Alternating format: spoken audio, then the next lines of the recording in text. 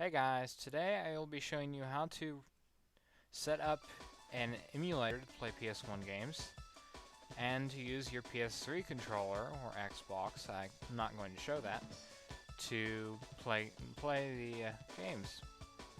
So first you'll need to download ePSXe from this website. That's in the emulator. There's more than one PlayStation 1 emulator, but that's the one I prefer. It's the most popular one. It's pretty simple. You just download the latest version and save it to wherever you wish. It is a zip file. Then you need to download the motionenjoy.com DualShock 3 tool. It allows you to use your PS3 controller or Xbox 360 controller to play games with. Particularly in this case, we want to use it for an emulator. But you can use your PS3 controller like any other controller if you wish. Okay, so first of all, when you go to download it, you'll need to make sure which operating system type you have. You can find this in My Computer, and the right-click menu, the Properties option will show you whether you have a 32-bit operating system or 64-bit operating system. Now, you'll need to provide your BIOS and your ISO files or disks yourself, so I'm not going to give you a link for those. Just use Google. So once you've got everything downloaded, you should drag and drop it to a folder, and for the exe file for Motion Enjoy, just drag it to your desktop and install. First of all, we'll be focusing on the controller tool by Motion Enjoy, and at this point you should plug in your controller via USB, and then you should go to the driver manager page after it's plugged in, and a list on the driver manager page.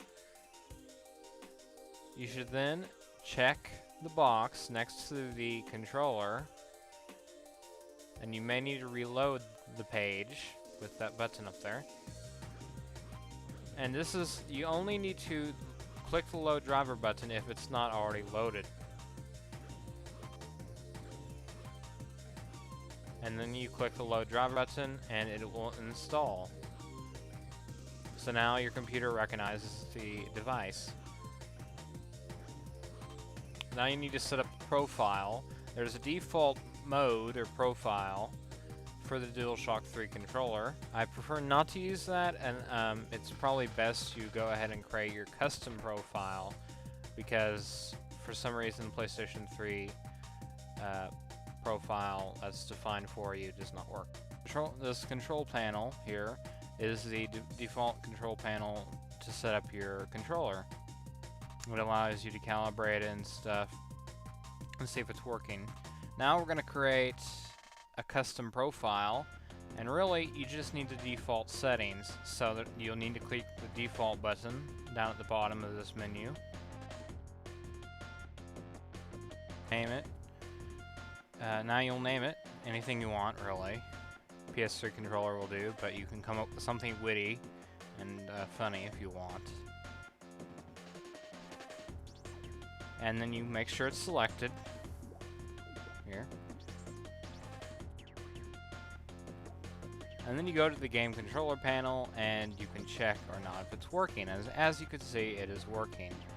The X and Y rotation is the 6-axis controls. Then the buttons are lighting up down there. Each button has a number assigned to it.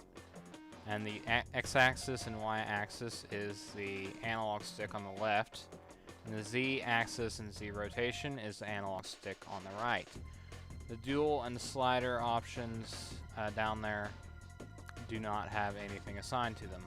Next, you can calibrate the controller if you wish to do so.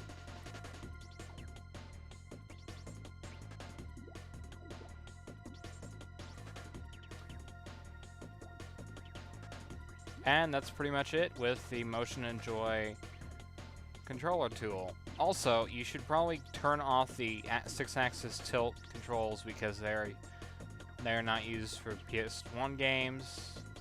So yeah. Plus, it'll mess up your configuration when you get to ePSXe. That's it for this part of the tutorial. And now we'll work with ePSXe.